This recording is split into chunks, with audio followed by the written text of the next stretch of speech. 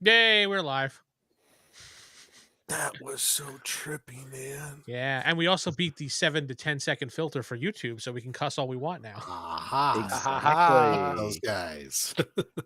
Uh, Oh, I unless the screwed up. algos think that music had some naughty words in it. Even I think then, it it's did. actually okay I don't under the news. you know what that reminded me of? That kind of intro thing, like if you're on a flight, you're waiting in your plane, you're looking at that little stupid ass screen. That's the thing that they're playing because you can't watch anything else. Oh, yeah, yeah. The Don't do elevator that music. again to us. Please don't do that again. All right. Come on, airlines, get your. All right, I won't do it again, Nick, so here we go. I'm just kidding. You bastard. How Just for dare you? Yeah, just for you. How dare you? Well, we're live here on the channel. We're gonna wait a few minutes for some people to show up. If they do show up tonight, I know that I put the topic up kind of late, so Well, half the nation, I think, is snowed in. So, well, they should be watching then. I agree. We should be I up in key wholeheartedly demos. agree, Then. sir. I concur with that. So, Yeah. But here we are live. We're talking about babying your group as a DM. Topic that Jeff came up with this week. So good job, Jeff. yeah, Hey, I got boings. You get a cookie. Yeah, he gets cookie. 2 cookies. Ooh. Tell me the chocolate chip. No, I love just one. chocolate chip. Just the one cookie. Yeah. So while there's nobody here just yet, we will discuss pretty much nothing. We're just wasting time because I'm waiting for the algorithm to let my show go out. The algorithm. Anything Yeah. else on Our superhero Lord news? and Master Algo. Oh, Lord algorithm. Ooh, Lord Algo. I'm going That's to when use you become a that. villain. That's Lord good. Algo. I'm going to use that. I'm going to use that. So talking about what we were talking about before, the ET cartridge for Oh, Atari. God. Yeah. The straw that broke the camel's back of Yeah, Atari. The Atari final was straw, doomed yeah. before ET. It's just that makes a good scapegoat for the general masses. Yes. I like But that message. we agree that brought initially the downfall of Atari and started Even the without crash. ET, it was going to be doomed. It's just that's the poster child. Because if you Well, that look brought at their around the- numbers, That brought around the video game crash of '83. So yeah, no, it just happened to release at the same time. The crash was already in motion before then. yeah, Because was what was weird. happening is stores were overbuying games and then selling them for clearance. If they're trying to move their back stock, why would they buy new stock? And it also affected the arcades too. It was a fallout to the arcades. Arcades started to slow down and not get new stuff. Yeah, because a lot of the companies were invested in both and Yeah, trained it. well, And then we ended up like Pac-Man and then Donkey Kong kind of kept it going. What So- didn't you say the port over for Donkey Kong was done by one person? oh God, it was horrible. Yeah, I mean a lot of the games had maybe one person working on it and they were expected to crank it out super quick. And I think The Coleco actually had the licensing rights to make the Donkey Kong game. And that's Yeah. why when you get the Coleco so Coleco made sure It was Atari had good. the worst version. oh yeah, Coleco was that's good. that's what brought ColecoVision into the mix because their games were so graphically better than Yeah. Atari, and then what- ColecoVision was like Intellivision but better. Yeah, Right, because it had it's a like better what controller. Intellivision should I have hated became that if it wasn't run Intellivision by controller. Mattel. That Intellivision controller sucked. I bought Coleco as a kid for one reason and one reason only. You know what that was? Donkey Kong? To play the Oh. Dukes of Hazzard driving game. Oh. I had There the was a steering Dukes of- wheel, the pedal, and everything. Oh Yeah. my God. Yeah, there was. You Wow. basically were the General Lee, and you had to outrun Roscoe and the Boss Hog and do like different jumps and everything. That was the only That's reason I funny. bought that. When was that? After the 2600 was the Atari 4800, I think. No, 5200 5200 was next. and then the 7800, which was backwards compatible with the 2600. Yeah, I remember 5200. That was that big it had a big silver top to it. Yeah. And that went nowhere because Yeah, ColecoVision. Well, actually, at the time, after the 83 crash, retailers just weren't interested in, we do not want video games. Because they Yeah. got stuck with a crap ton of product and had to clearance it. So when Nintendo came along, That's why it's not called a Nintendo video game system. When It's an did Nintendo come out? Was that 85, 86? 85. They did a test launch in New York, so that's where the first ones were released. So it And was then probably 86 when it hit nationwide. Yeah. Yeah, okay. So but Nintendo sold it as a toy, not a video game. That's why it's called the Nintendo Entertainment That's why it System. was on the toy shelves and not That's why in it had the Rob consumer the Robot electronics. and the gun. Oh, that's It's stupid. not a video robot. game. It's a toy Fucking system. Duck Hunt. So Duck Hunt Goddamn wasn't bad, dog. it was a dog. yeah. Shut You up, can actually dog. play Duck Hunt 2-player. Like if the other player takes the player 2 joystick, they can control the bird. Yeah. Huh. I mean, all right. But I'm yeah, that's why they backdoored their way in by not being a video So game. instead of marketing it as a consumer electronics product, they marketed it as a toy. Yep. And that's why it moved better. Oh. And that's why stores were more receptive to getting it. And then when people actually got their hands on it and start playing it, it was actually a good product, so it sold. And the other advantage Nintendo had that Atari didn't is you had to be a licensee to get on their system. And that eventually changed when Tengen, aka Atari, got the license. So they licensed game because I actually have like RBI Baseball, Tengen, Nintendo license, and there's a few others too. And then after a while, Atari just kind of they reverse engineered the lockout chip because there's a chip. Remember, it was what was that lockout chip?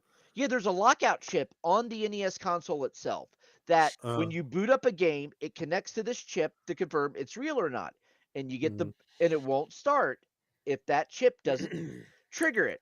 Now, Atari, what they did is we become a licensee to figure out how the chip works. Then they just reversed engineered and started selling their own and stopped paying. And by you can that also time, snip one pin and disable the lockout chip too, because sometimes it's the lockout chip that makes your Nintendo do the little red blink of death. Yeah. So, I'm trying to remember when the Sega system came out. Was it 90? The Master System? The original Sega, the Sega Genesis. That was later Genesis on. was 89. Yeah, that was. It was 89. That was 16-bit era. Yeah.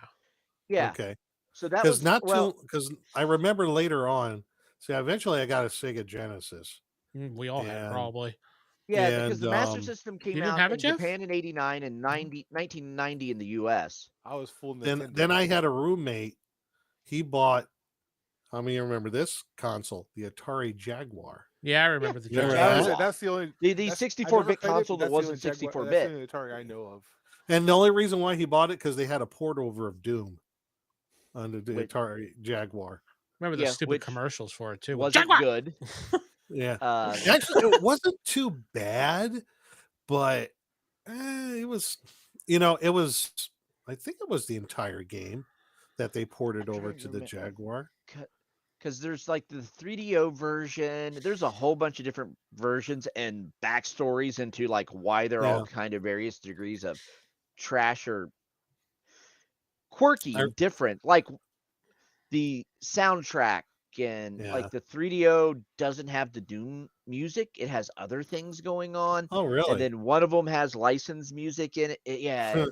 I found I think it was Stop Skeletons from Fighting did a whole YouTube video on Doom and all the different console variants around that time and explaining the backstory of what was going on. I remember playing Doom on the PC. It was late 93. It was Christmas 93 because they were putting out, I think for free, they had like the first chapter. Yeah, the first level was on floppy shareware. And I think I was playing it at my sister's house on their computer. They had a DX266 and it was really freaking choppy. And it was more 386 minimum. Yeah, no, they had I think they had a 486. I don't remember, but I remember playing Because I that ran it over on the Christmas. 386, and from what I remember, it ran okay. Well, on if you my also IBM. had to have a decent graphics card. I don't think they had a decent Graphics card cards, there. what were those back then? It was all integrated BS. It was all integrated, true. I mean, Yeah. they are, but they're just hard to come across now. Oh, I remember the sound card was just the embedded shit with that little speaker. Yeah. Sounding like. And then Creative developed the Sound Blaster and changed sound, and Yeah, like that added was. FM synthesizers and all kinds Yeah, of other stuff. and that changed a lot of stuff when multimedia. Oh, So yeah. Yes, now we're the getting beyond Commodore our 64, the computer where you actually get your games out of a magazine by typing in the code. Wow. Yeah, I mean, Wow, but a wow, lot of that wow. old PC gaming from back then, that's Yeah. they just put code in magazines, and you just type Yeah. it. There was one in Dungeon or no Yeah, they Dragon. might- I'm pretty sure there was one that had code in Dragon. I remember that. Oh, okay. It's funny how Yeah. some of that's come full circle because now you can take your phone with a QR code. It's kind of the same thing in a way. Yeah. But Wow. we actually have internet. So yeah, these so we could days. someone Well, needs to type out the basic of that game and like actually. Back then it was still I all don't remember BBS. what it was. Was it like a DM's assistant? Prodigy. Oh, I can't even remember what that software was that was in Dragon. Prodigy. Remember that? Prodigy. Mhm. Web crawler. Crawler, Lycos, Jeeves, And everybody was like, ooh, what's this new browser called? Netscape. Yeah, Yeah, This is Netscape. way better than fucking Windows shit. well, no, way better Netscape than, was first, and it AOL. was paid. You had to buy it. Yeah, but remember, it loaded up graphics much better than Oh yeah. Netscape Exploder or Windows Exploder. Well, Explorer came after that Netscape as a free alternative because Microsoft wanted in on that home browser market. And Well, that's what basically tanked internet browsers from being a paid product. Because Yeah. you used to actually have to buy your internet browser. Yeah, but Netscape was like if you were smart browsing on the internet, even in the early days, you were using Netscape.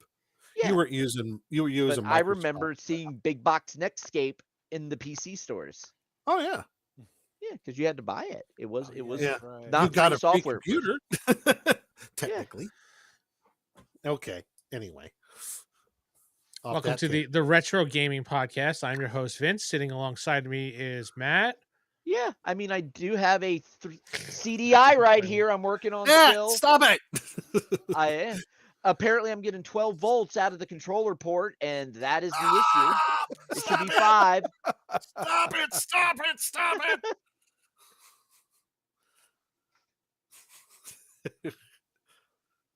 Okay. Yes. CDI derails everything. Yeah, pretty much.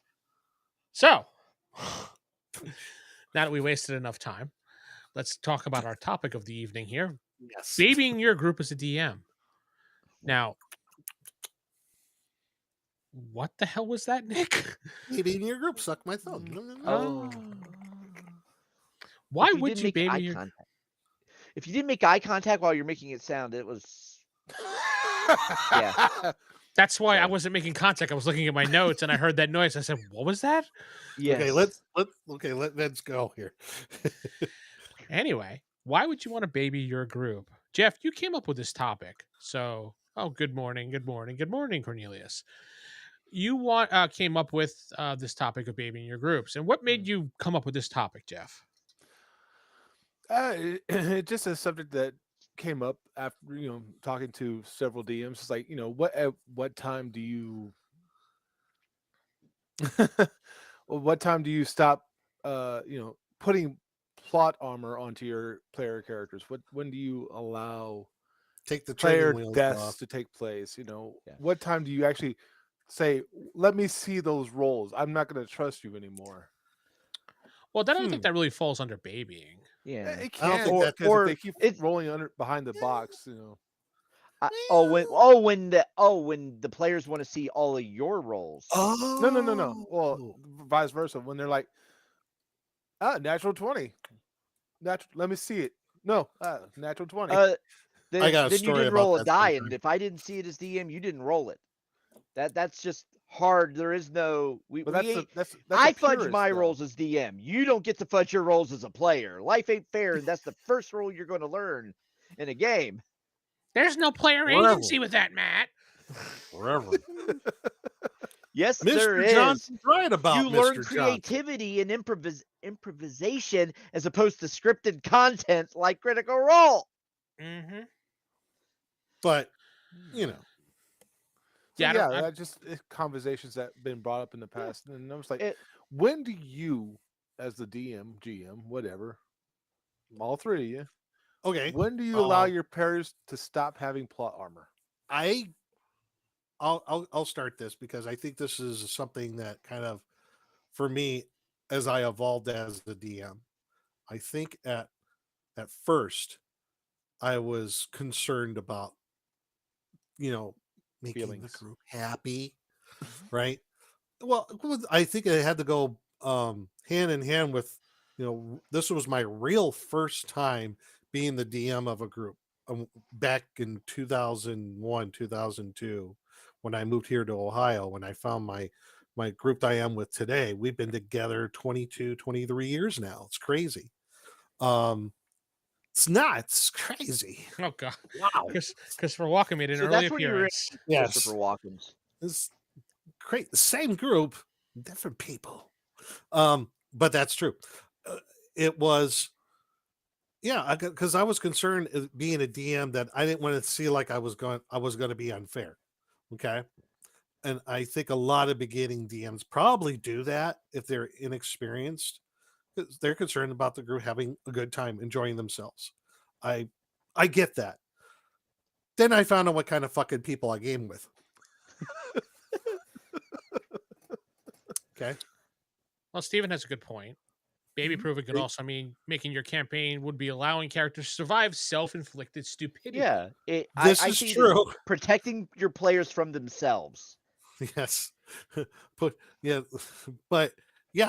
I found out what kind of group I have. You're a bunch of dicks. And I mean that in the most kind way. I mean, they kept me on my toes.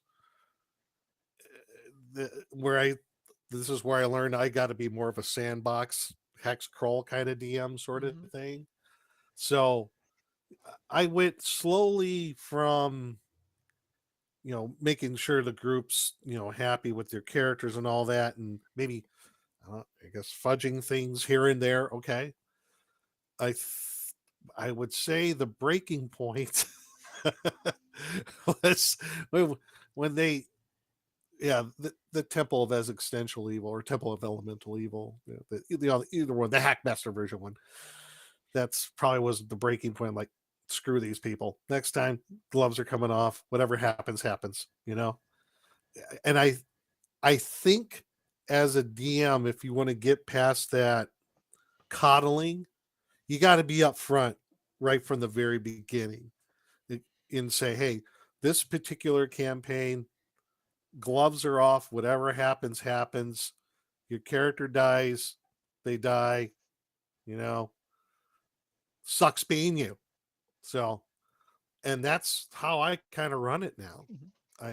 I mean, it's not that I don't care. I think it's realistic in that game, in that vein. They know that the world is dangerous, and It should if they're be. not right, and it should be absolutely 100% should be dangerous. That's why my latest campaign, when it comes to like gradient of level of challenge for either a particular adventure or module or encounter, out the window. Whatever. If you run into a Tarask and you're third level, oh well. You better have your track shoes on. Okay. Yeah. So I and that teaches a little bit of survivability, ingenuity. I mean, I don't purposely set it up like everything's a death trap. No, it just let the dice fall where they may, and that's where that's where I am right now. But I think it was an evolution thing for me. At first, I started out, coddling them a little bit, and then Not anymore. No. Yeah, for my games, I'm more of a what is going to make the most sense for the story and where we are.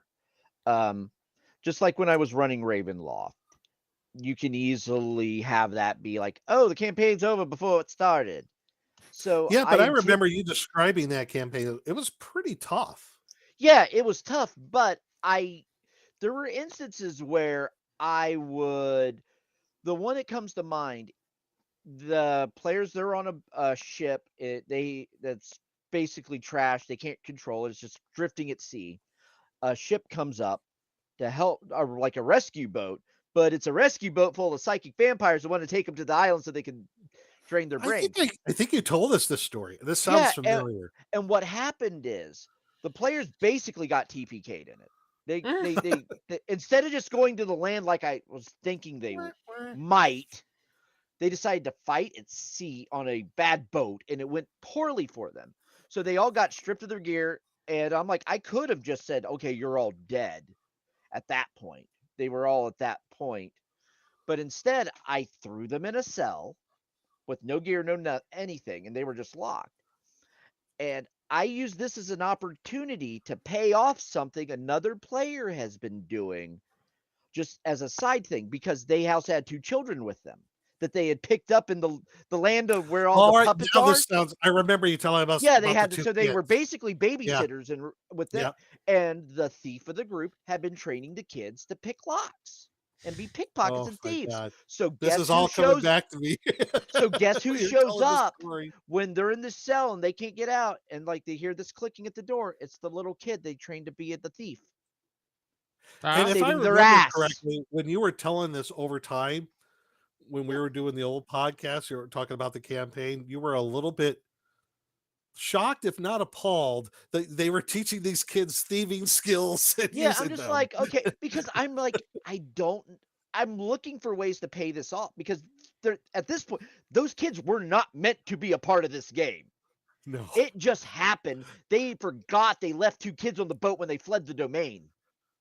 But you know what? If I remember correctly, later on that turned out to be a detriment to them because they became kind of like their mascots. They were protective of these The kids. Yeah. old Oh, goblin yes. mascot, huh? Yeah, they Well, they're absolutely children. were. Mascot. But eventually, and they went through Castle Ravenloft with these kids. Oh boy. Oh my But God. no, I decided, okay, at this point, I'm going to the 7-year-old, I'm going to let her start actually gaining experience and levels. And she ended Nice. up turning into frickin' Arya Stark Ah, by the end of it. that's Because she awesome. was in the battle. She was there when they were all doing combat with Strahd at the end. And she was with them through the entire thing and helping out and doing a little bit of combat and or helping like find whatever. So she was, as an NPC, was participating in the group. So I'm just going to start leveling her up too with Yeah. them. Might But as that's so, well at kind of that cool. point, That yeah. turned out to be a pretty cool thing. right. And it was like when the kid unlocked the door when they were just like, we're screwed.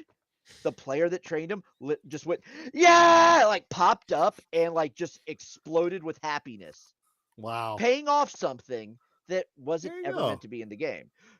Could it be considered babying the player? Yeah, because Yeah. they should be dead. But you know But what? I'm They like, could have been a real, I want to say boat anchor, but yeah, they could have been a liability because right, they're children. Yeah.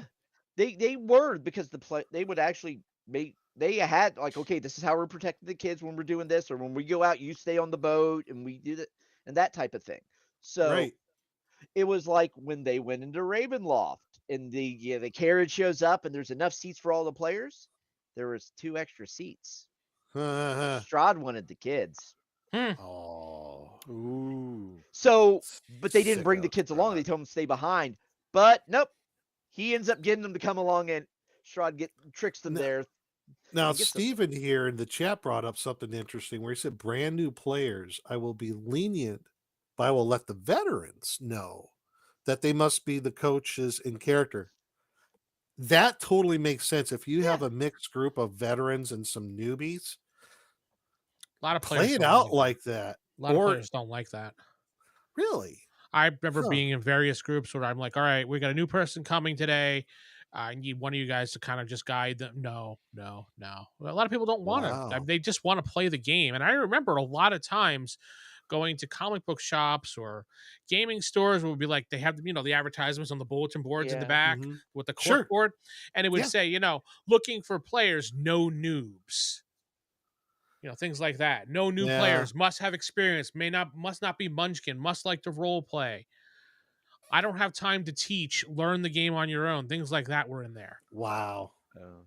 That's the only gatekeeping I've ever seen as far Yeah. as gaming is concerned. Nobody cared what you looked like. Fat, Right. thin, white, black, green, red. They didn't care. Everyone was at that point was just like, you're a gamer? Dude, come play. That's Right. how we were like. But if you And, had some people new to the whole experience, though, that's oh yeah, there were things like no noobs. Even saw no mm, girls. So wow. That's messed Yeah. up. Yeah. Yeah. I mean, it can be selfish, it but is that's so the way yeah, some it is people so. are Yes. selfish. Right. But Not everybody's selfish there were though. people back then that just didn't want to deal with new people. They just couldn't stand new people. And I get that. You want to play a game Yeah. with your friends and you want to not have to take the time to sit and teach somebody. But how do you keep a game going and alive is by teaching more people to play the game. Right. How do you keep the hobby Yeah, growing exactly. Yeah. if there's no new people to go How many into how it? many new people came to our game in Reaper, Jeff, when we were playing in Oh, Reaper? lots. We had girls come in and play, guys come in. Mhm. Steven, one of our players, never played before, joined us. And now he's playing every freaking game Now underneath the sun. Yeah, now he's playing every game Cool. in the sun. But yeah, I just sure, sit down. We'll show you. And if they had questions, I'd be like, okay, just roll this or that, or Jeff would say Yeah. something and help them. Or Mhm. Yeah. So when it comes to having new players come in, do you have them if you're already in a middle of the game? Do you have them come in as level 1 or you come in at level? it I really think depends. that's Yeah, it really depends on where you are in the campaign. yeah, Yeah. I think it's all at the discretion of the GM in that Yeah. regard.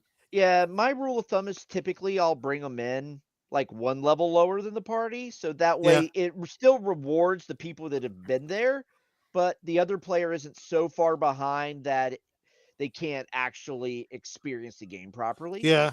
That was my Oh God, general thing too. If I had someone new coming in, like if everybody not was like around 5th level, I would have them come in 2 levels lower. the So great Joe DM.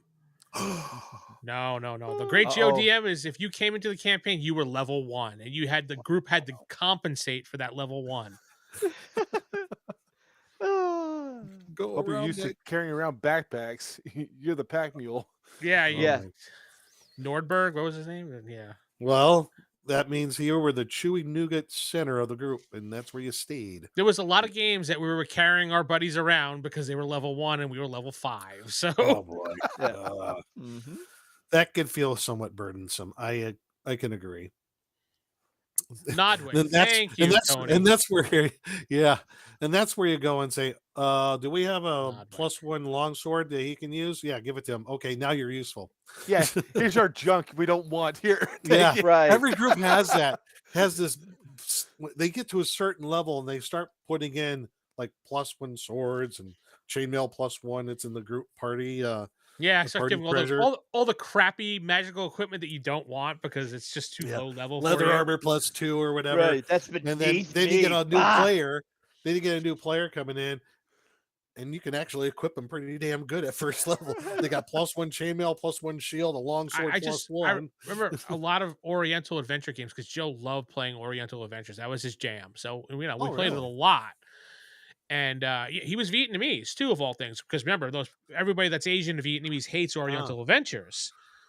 Not Joe. Yeah, of Joe course. absolutely loved Oriental adventures, and he made us really like the game too. And I remember many a times when one of the new players would do something, he'd do that whole lean forward. He'd be like, "Are you sure?" And I'd be like, "Oh God," just like that. I And then remember someone that next thing I know, I'd be carrying that character around. So they played a Wujin, Mhm. their magic called them Juwen. Juwen the Wujin. I'm like, that's not very original, but okay. That's like when I played Oriental Adventures when we were doing RFI. Glenn from Save or Die named his character from Oriental Adventures Who Do That. who do that. I call mine one hung low. I guess you could do that. Yeah. Long duck dong? Oh, wait a minute. That's been taken. We do not condone the comments done by Nick on this podcast. Oh, wait, we're not a podcast anymore. Oh, wait a minute. Oh, no. All we care about is what the YouTube algo thinks of it. Canceled. Yep, Nick has been canceled. Bye, Nick. Oh, no. Baru, not bad, America. Baru, not bad. Don't worry. Oh, my God. Sorry. So Vince, back to the original. I'm a topic. bad man. Do we I'm want to talk sorry. about a CDI? I'm just going to shake my head at you, Nick. What? All right, What Nick's going into timeout for right now. Bye, Nick. Miss you. Hey. I'm sorry. It's fine. Anyway. Who flung poo? Oh, God. Now we're going to start the chat. Now we're going to start this in the chat. Great. Throw your characters' names in there. I mean, my character in Palladium is Lord Lee. Lord Lee. Yeah, he has a full name, though. It's just Lord Lee. That's his shortened version. Oh. All right, so we got a John question H. here. Has a question here. Go ahead, Nick. Yeah, he says, just curious amongst DMs here, what is the average number of character deaths that occur in each of your campaigns? You know? All right, what was it, Matt? What's the average character death in your campaigns? 0. Now, near-death experiences, those are quite frequent. They just don't quite make it over the edge to the nether realm. How many come to Jesus moments have they had? Lots. Okay, I bet. I think I have at least through the whole campaign, at least, I would say one character death. And if we're stuck just sticking with the fantasy genre, with D&D, whatever, if they have access to a resurrection spell, or able to get one, because I actually had that happen in my current campaign a while back. Character did die. They couldn't get resurrection from the current cleric in the group. It was too low level. So I'm like, well, you can go to your temple in town. Maybe you could be able to do it there for a small donation to the temple, of course, because there's no such thing as a free resurrection, folks. And in fact, I think I made it to where that guy was quested when he came back. That was one of the little twists on the whole thing. But yeah, about once I would say it happens in mine. Do we count the brain dead people in my campaign, Jeff? Is that considered a death? I would. Where's Torvald? Where is he?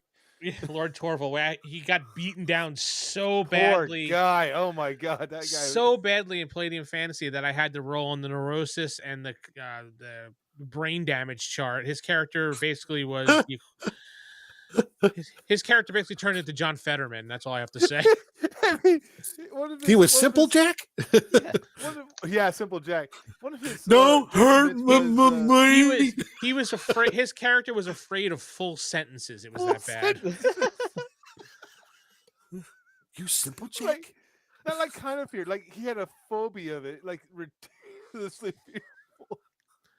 Yeah, he had all these phobias. He had his IQ was dropped down so low to the point that he had the character was just basically a vegetable, and he moved on to a new character. He took it really well, though. Yeah, he did. He made a pretty good secondary character, though. I would say out of all the actual plays that I've been doing, no one has really died. Jeff has died a bunch of times, essentially, but that doesn't count. Not died, but what he got bad. Player armored. Yeah, Jeff pretty much should have died like multiple times, but he got player armored. So yeah, not just this campaign, but a few others too. And I believe Jacob in our Dead Rain campaign should have died multiple times, but he got player armor a couple. Well, essentially, we ended the one season where you guys all crashed in the helicopter, so you should have all died there too. I had one. The dog died. Dog it was died. a farting dog. Yeah, I had one character death. It was I had a half-elf ranger cleric. It was for what was called the Quest for Bob, and basically he sacrificed himself.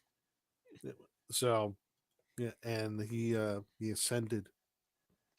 He kind of became a I want to say a demigod, but a quasi deity, if you will. Oh no. I remember now that one campaign when the stupid kid kept insisting on going on the rickety crickety elevator that was obviously going to crash and fall. And I said, "Are you sure? It looks like it's going to break." "Oh, yeah, I go in the elevator." "Are you sure it's going to break?" "Oh, yeah." I go, "You put a foot on it and it makes a creak." And you're like, "I'm not sure about this." "No, no, I use the elevator." He crashed and died. I gave him You 3 put all the chances. road flares and Did he red go? flags and everything Yeah. up for the kid. Do not go Did here. did that player go? Why didn't you try to warn me that that thing was going to crash? No, he got pissed because he died. I was just like, the group was like, "Dude, he told you 3 times. You're Yeah. an He's idiot." the person where they have a big red button and there's a sign says, "Do not push this red button."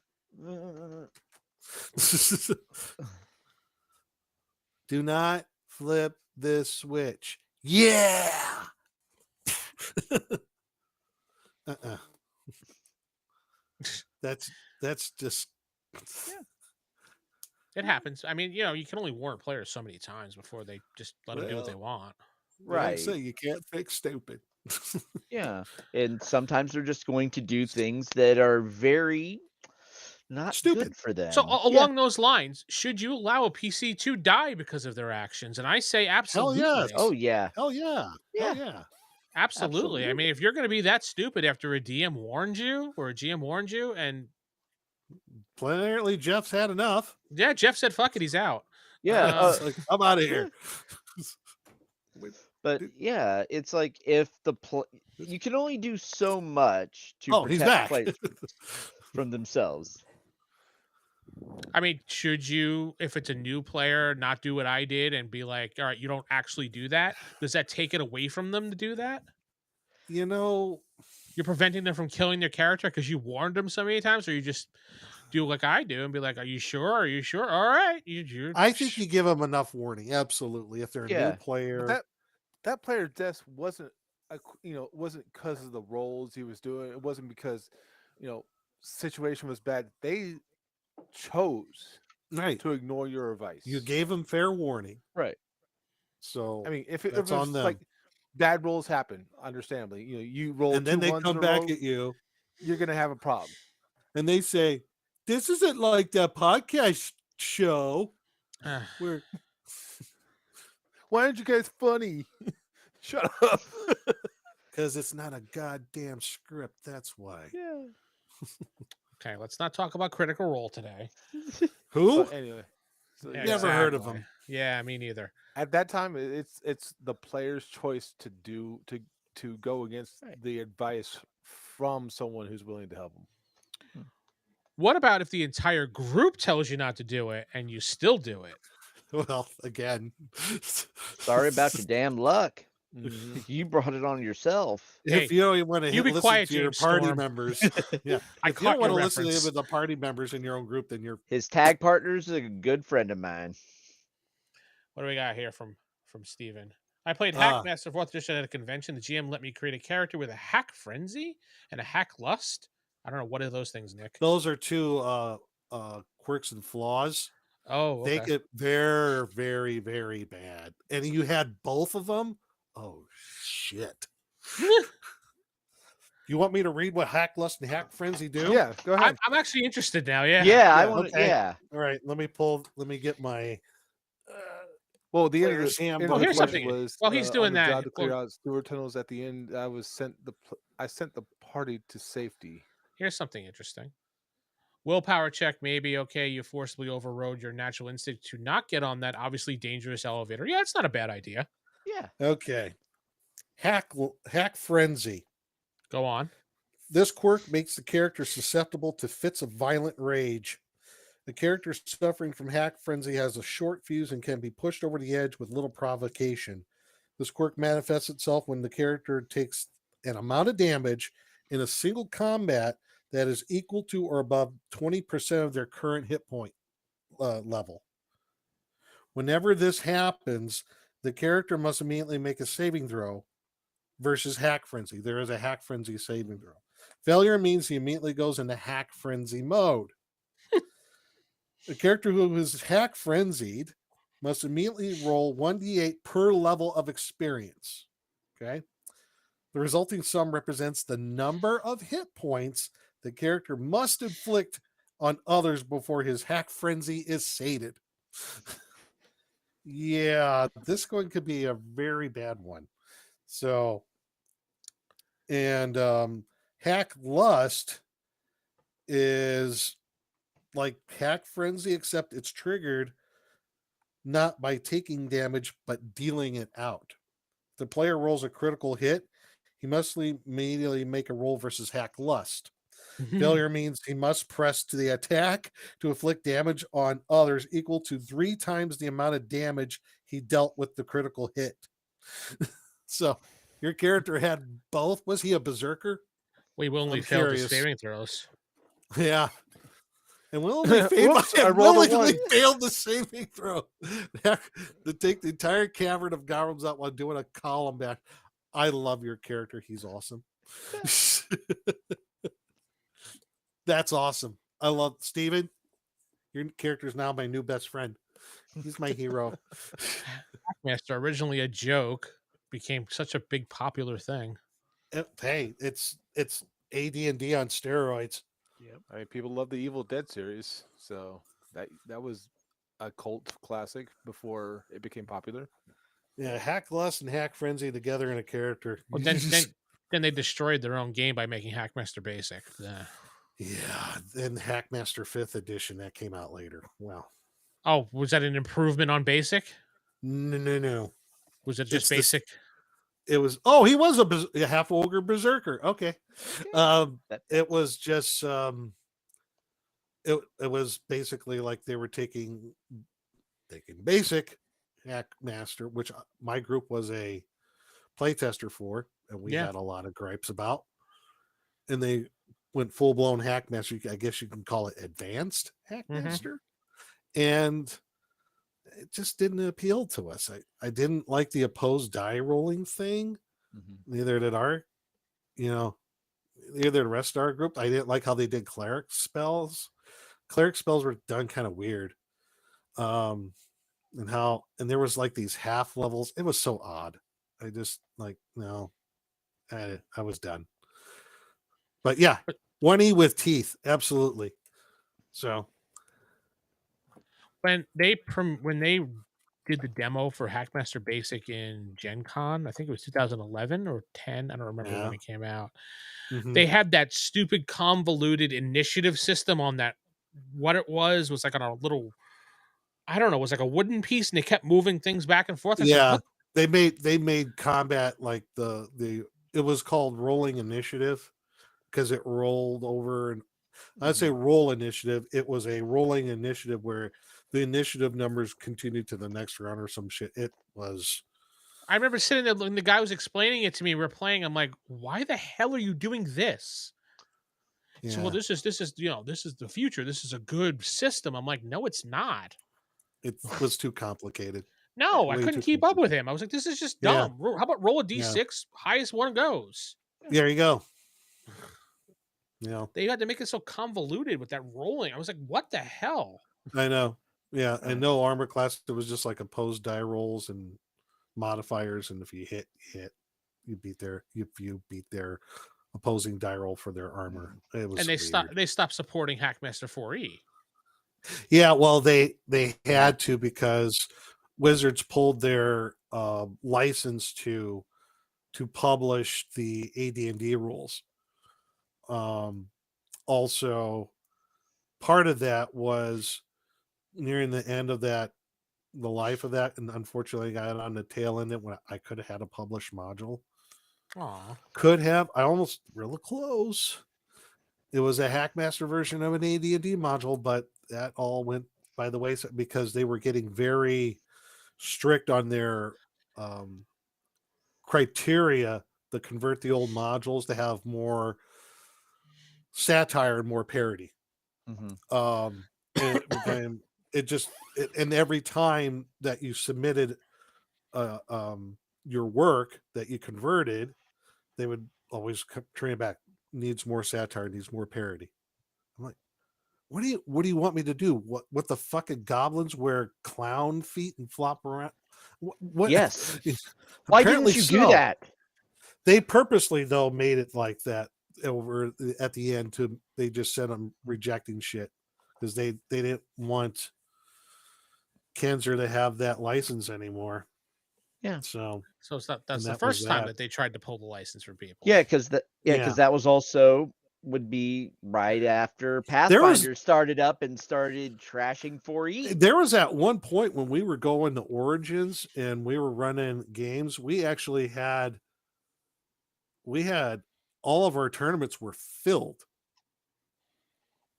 with people. I mean, I remember it being very, very popular. A we lot had of like people like I would Hackmaster. I yeah, was like, wow, okay. I would say there was a good 6-7 year stretch where Hackmaster, when it came to the conventions, was a tremendous draw. I mean, Wasn't there the Hackmaster Society, or what did you guys call yeah, each other? the Hackmaster Association, the That's it. HMA. HMA. Yeah, I was a level 3 GM. That still even So, exists anymore? yeah, I think they still have it, but well, I like can I see said, you're not even involved anymore, are you? no, I haven't been involved since God, I can't remember the last time I was really involved with that Did you game. lose experience because you haven't been involved? Are you now level 2 GM? Like I said, I don't even give a shit anymore. I mean, they've so diverged from the original Hackmaster 4th edition. I'm just like, yeah, you want to do your thing, fine. What are you gonna do? What So, about metagaming players? We all have them in our groups. yeah, It's hard to sometimes take what the player knows and separate it from the character, what he knows inside the game. And some people in my group do have that ability to do that, and others do not. Uh, Jeff is one of my players, and he does a pretty good job of not metagaming at all. It's once in a while he may slip, but he's a normal human being, so he's gonna slip. But sure. he knew a bunch of stuff about the campaign, and we were discussing it, and he was just like, "Well, my character really wouldn't care about this. Jeff, the player, does care about this." So I mean, how would you guys handle those metagaming players? You got some player that knows this information Uh, and going after other players for whatever reason because he knows something about them. Let's say he stole the sword of power from it, and the Son players of a all know bitch. this, yeah, and he hit it. The players know he hit it, but in character, the characters are just like, "Oh, the sword is gone. Where'd it go?" And then they start like, Or better example is when I was playing in a 5th edition game and I wanted to kill myself at the end. This one person who was playing would always metagame, like he would enter a dungeon and the DM would put down various tokens of things. And he's like, and this is in the dark. You guys really can't see it. You don't know what they are, but you can see it as a player. One of the mhm. icons was clearly a treasure. He'd be like, I go right over this way. It was right towards the treasure. It's like, no, you can't see that. That's metagaming. Yeah. What happens if the Right. player knows a map that of an adventure you Oh previously played God, before? I've experienced that one. That's metagaming right there to the extreme. Oh, if I That, just go Well, right here, that's the secret hole where the gem is. or like a player saying afterwards, we left the room. He'd be like, "Well, what about the gem?" And the GM would be like, "What?" He said, "Oh, nothing." um, Yeah. I know my group is really they have a real good conscious about metagame. They really do. They really try to avoid that because we've done a lot of over at least up until recently a lot of pre-done modules that everybody's familiar with, right? I mean, who hasn't been through freaking the Slave Lord series, okay? But and there were well, you're one of the few, Jeff. That's fine. I haven't either. I usually play only homebrew stuff. Matt. I I've been have to an them, official adventure. but I haven't We played. Be reviewed as them it may, the vast majority of the pre-published modules, most people have played through them at least one, right? or read them. Yeah. Keep on the Borderlands. Holy crap, come on. So, but What? my group is really fuck you. Yeah, our group is really conscious about that. They they they do a really good job of not metagaming in that regard. Now, I don't know if this counts as metagaming, but we had a situation last year when we did our second cabin con, and Jeff, he wanted to do a Hackmaster tournament, old school Hackmaster tournament with, and people could earn serial numbered items. Mm-hmm. Okay, now one person in the group, uh, he had the choice of the serial numbered items. Now there was like four of them. If you read through them, you could see one, one particular character would want that fit perfect for their character. Another, if they want them, like we have a cavalier in the group. Okay, Yeah. what do you think a cavalier would want? Like some really badass sword or some sort of like mount? Well, it happened to be one of the serial numbered items was like a mechanical horse, like a made out of steel. Okay, Mm-hmm. dude, this, that, and the other thing. Perfect for the Cavalier, for the player for the Cavalier if he had won it, and everybody knew it.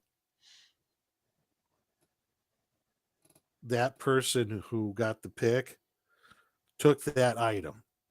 I'm like, you gotta be kidding me. I'm like, you fucking knew.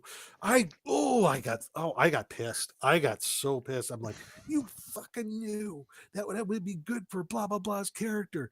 You son of, I can't believe. And you know what? Since we're doing this, I've seen you fudge die rolls. And Oh, them fighting Ooh, words. Yeah, I'm like, really? yep, I'm calling you out.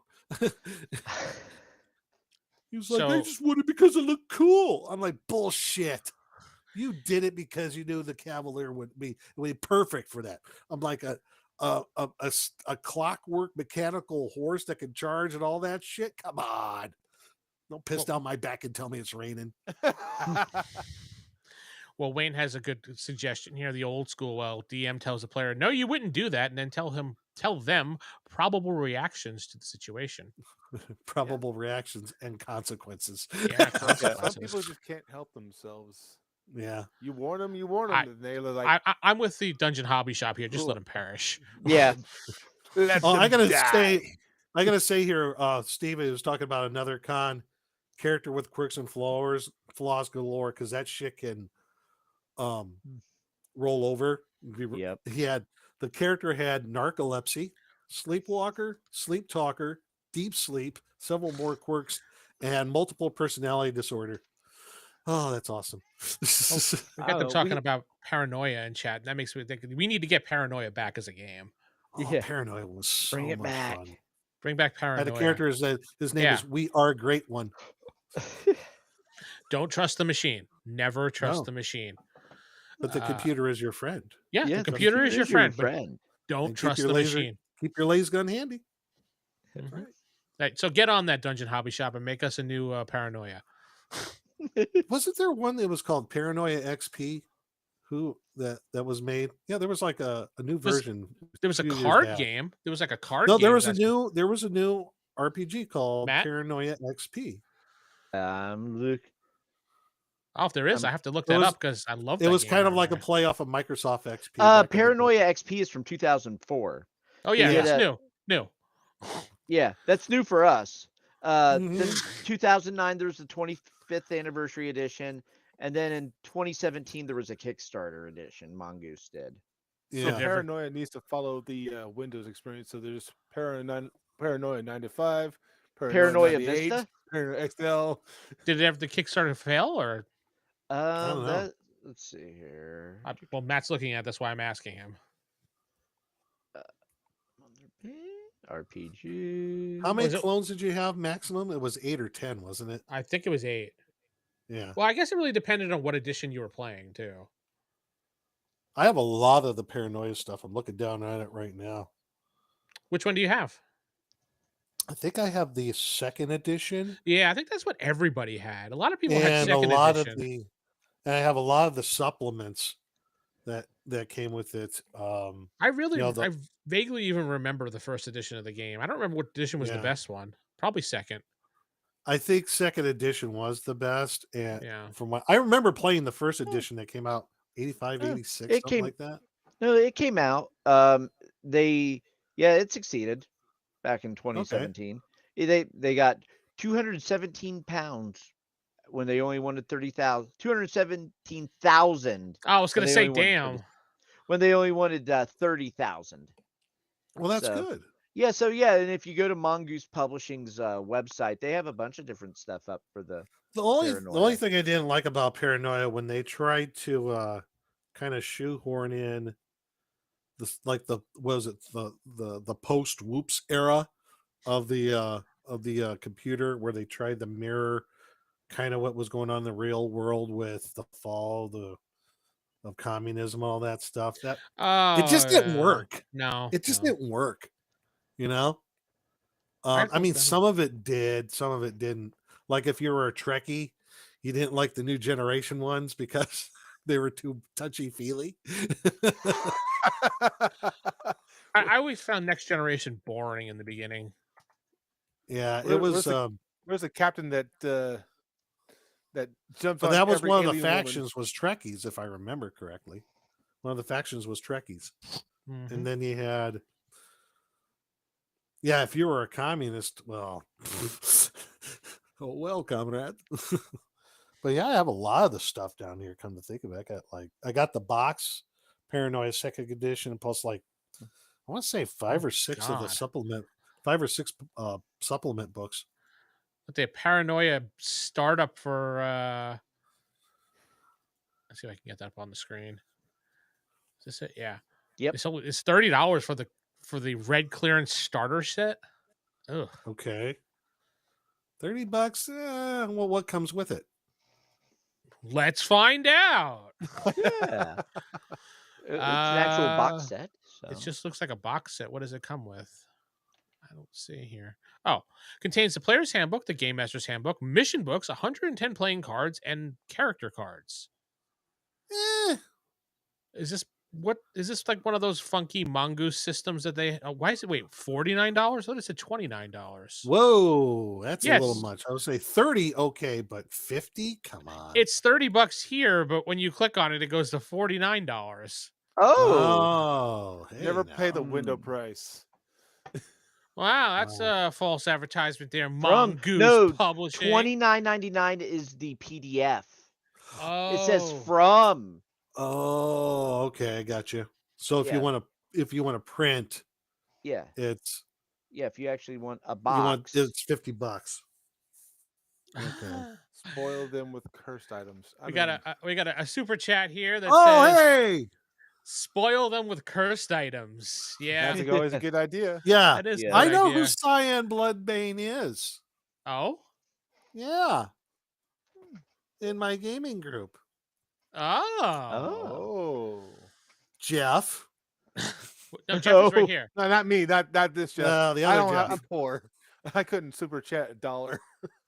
Spoil them with Aw. cursed items, which is funny because I don't have a whole lot of cursed items that come up with my campaigns. Oh, I Occasionally. do. Oh, I do. I Um, have Yeah. plenty of them. And thanks for the $20, Jeff. Yes, Thank you thank very you. much. So, yes, I revealed your real name. I know you don't. I know he Doxing doesn't. people. I know he doesn't care. His name's Cyan Bloodbane. I'm interested in this new Paranoia, but I don't know if I want to pay $50 for the box set. Yeah, I'd rather just go to drive-through and get the old version. Yeah, I'd rather just pick up second edition. There's so much stuff for it. I mean, This why? is coming from the guys who were just asking Dungeon Hobby Shop for a new Paranoia. Well, We Dungeon could Hobby change our Shop mind. could Look at the make it. price tag. Bring out a new one, but we'd rather have the old school one. Yeah. I would Well, rather. if it I'd wasn't rather so they. goddamn, expensive. I'd rather them stick to the old system and not be this expensive. So Yeah, well, it was a West 50 End Games anyway exclusive, wasn't it? For the longest time. it was originally Remember? West End Games. Yeah. Yeah. They lost that license when it transferred over to the third group. No, the second group that bought them, I believe. Oh God. I can't keep track of how many people bought West End Games and transferred ownership. The one that was it George Nicholas? I can't pronounce his last name. Was it like a Greek last name, I think, or something like that? Yeah. In the Pennsylvania group, that's what it was.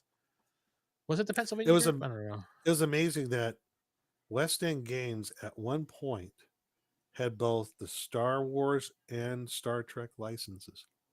And Ghostbusters too at the same Yeah, it's like time. they had a few. Yeah. They were on Yeah. top of the world. Another Then all of fun a game sudden, to nobody play was Ghostbusters. Yeah. Then all of a sudden, no one wanted to play RPGs anymore.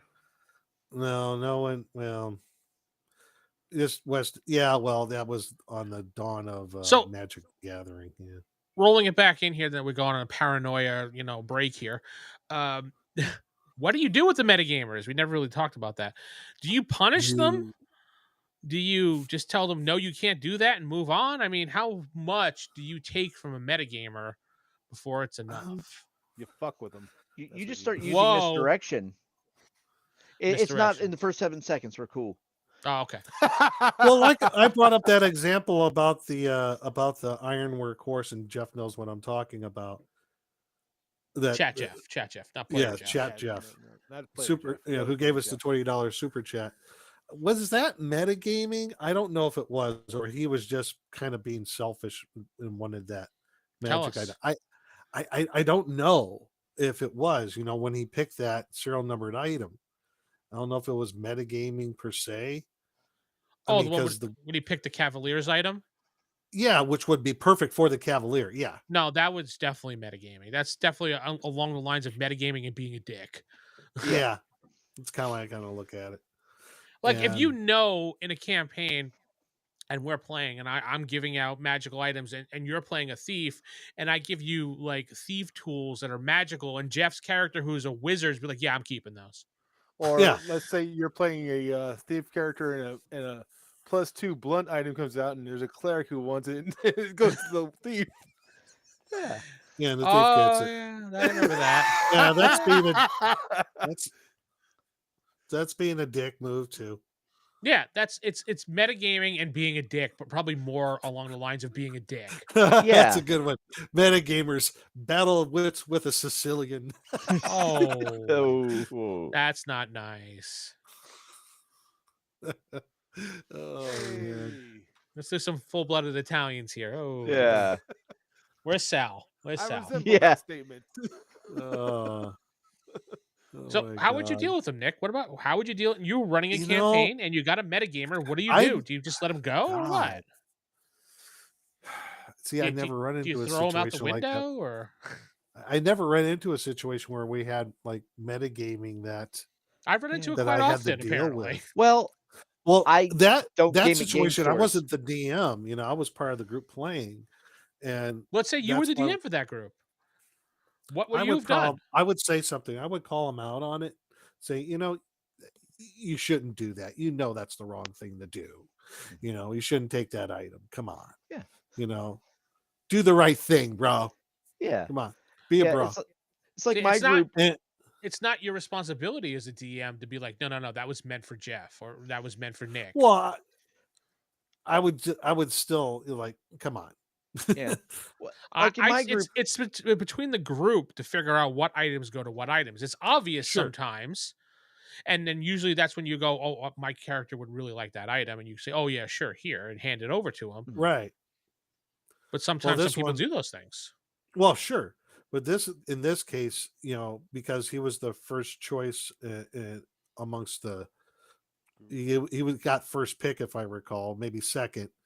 And there you go. He was, but if I was in that situation, if I was the DM, I would say, come on, just think about what you're doing. I mean, other than that, I still inconceivable. Even inconceivable. I don't think you're using that word what you think it means.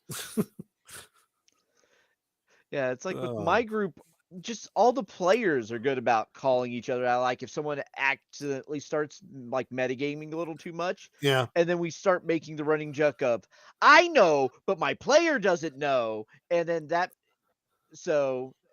and we all do that to the point where it's like a running gag at this point. So your group's probably pretty good policing themselves as well. Yeah, come on, we also, don't do that. We also there was one game we were doing. It got so confusing on whether we were talking as players or characters. We started holding up cards, and I'm like, my character's not calling you a dick, but I'm calling you a dick. And things like that. That's awesome. Yeah. All right. Well, those are some ways you can deal with metagamers. Just basically beat the crap out of them or punish them in character. Have better friends. I Oh think yeah, you if they can, that too. continue on and doing that, oh yeah, I would definitely punish. Absolutely. I think messing with them is a good idea too. Yeah. Oh, It might not you know happen about right that away. particular- Yeah. What? I'm just saying the because karma's a bitch. So Uh, somewhere along the line, you don't know when or where, but it's gonna come around. you Where think you know about a curse item? Oh, you think that's a bow of +1? Well, that's actually a curse bow. Yeah. All right. Well, that's going to be our show for tonight. I know it's a little bit shorter than normal, but we had to. We have some things to do. So people have to go some places. So we'll be back next week. We'll be next Friday, same time, same channel. We'll think of another topic. Hopefully you have a great night. I am Vince, sitting in for everybody, saying good night.